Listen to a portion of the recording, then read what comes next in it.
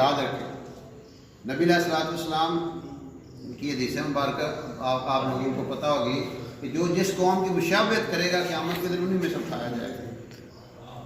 آج ہم کس کی مشابہت کر کے چل رہے ہیں؟ تو یہ بڑی اس اتنا ایمان بنانا جو ہمیں یقین ہو جائے کہ میرے نبی کا طریقہ دنیا کا سب سے اعلیٰ طریقہ ہے، میں ساری دنیا کے طریقوں کو نہیں دیکھوں گا، میں اپنے نبی کی زندگی کو دیکھوں گا، یہ ایمان بنانا ضروری ہے۔ اور دوسری چیز وعامل الصالحات اور اعمال صالحہ، اس میں نمازیں ہیں، آپ کے روزے ہیں، حج ہے، زکوٰۃ ہے، اخلاق ہے، معاملات ہیں، آپ کی معاشرت ہے، آپ دکاندار ہیں دکان ایمانداری سے کریں، آپ تاجر ہیں تجارت ایمانداری سے کریں گے تو وہ تجارت آپ کو جنت میں لے جائے گی۔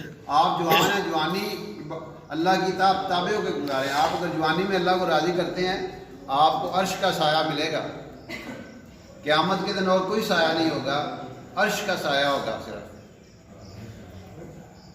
وہ اس نوجوان کو ملے گا جس نے جوانی میں اللہ کو راضی کیا تھا، اللہ کے حکموں کو ایکسیپٹ کیا تھا۔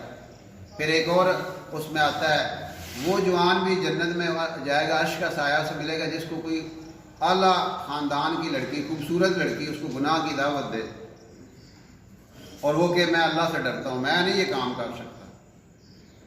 اور اسی طرح یہ اس میں تو نہیں آئے لیکن آپ اس کو دوسری طرف بھی کر سکتے ہیں۔ کسی لڑکی کو دعوت دے گناہ کی، کوئی لڑکا دعوت دے، وہ کہ نہیں مجھے اللہ سے ڈر لگتا ہے، میں نہیں یہ کام کر سکتا۔ اس لیے یہ ایمان جو ہے نا، یہ اعمال صالحہ میں یہ ساری چیزیں آتی ہیں۔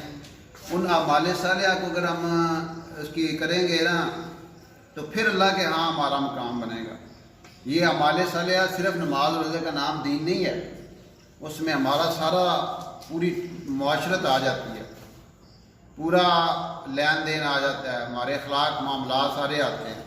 اور پھر تیسری چیز وتواصوا بالحق، کہ آپ لوگوں کو بھی نیکی کی باتیں بتائیں، لوگوں کو بھی اچھی باتیں بتائیں۔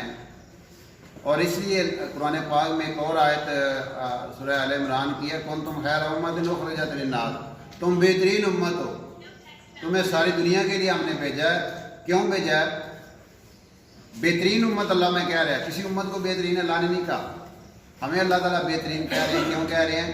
کہ تم لوگوں کو نیکی کا کہتے ہو اور برائی سے منع کرتے ہو، تم لوگوں کو نیکی کا کہتے ہو اور برائی سے منع کرتے ہو، اس وجہ سے تم بہترین ہو۔ اب آپ اندازہ لگائیں اگر ہم یہ کام کر رہے ہیں تو پھر قرآن کا جو فیصلہ ہے، اللہ کا فیصلہ ہے، پھر ہم اللہ کے ہاں بہترین امت میں آئیں گے، ورنہ ہم بہترین نہیں ہوں گے۔ یہ تیسری چیز ہے وتواصوا بالحق، کہ لوگوں کو بھی نیکی کی باتیں بتانا۔ یہ کسی مخصوص طبقے کا کام نہیں ہے، مخصوص جماعت کا کام نہیں ہے، ہر کلمے والے کا کام ہے۔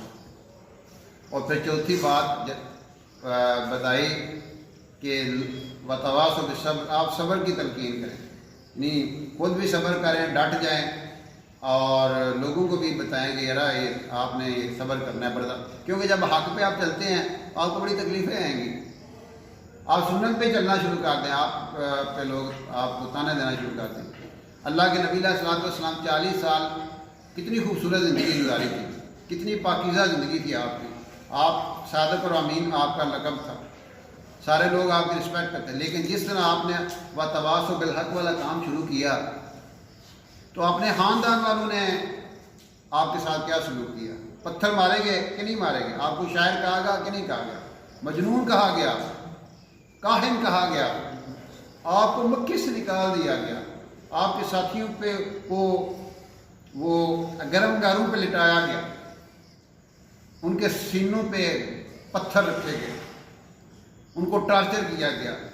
باپ کے سامنے ماں اور بیٹے کو ٹارچر کیا جا رہا ہے، ماں کے سامنے باپ اور بیٹے کو ٹارچر کیا جا رہا ہے، اور بیٹے کے سامنے ماں اور باپ کو اسلام کی وجہ سے ٹارچر کیا جا رہا ہے۔ حضرت عمار بن یاسر، ان کی فیملی کی میں بات سنا رہا ہوں، یہ اسلام ایسے نہیں آیا، تو یہ پھر ڈٹنا پڑے گا۔ یہ وتواصوا بالصبر